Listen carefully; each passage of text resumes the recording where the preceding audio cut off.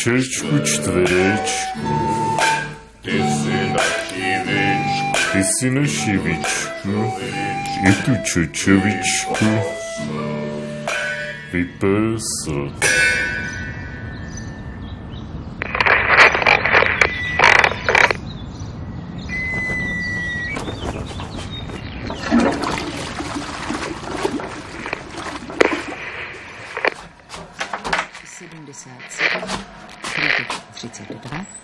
Brandýs nad Labem 122, 44. Pokaždé, když ráno lezu z postele, tak si říkám, jak je to možný, že jsem to dotáhnul tak daleko.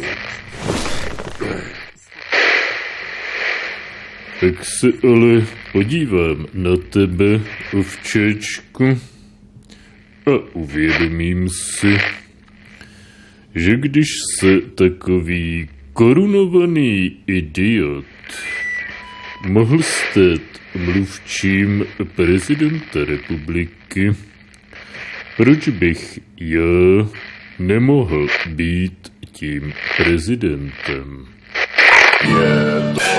Je to lež jako věž.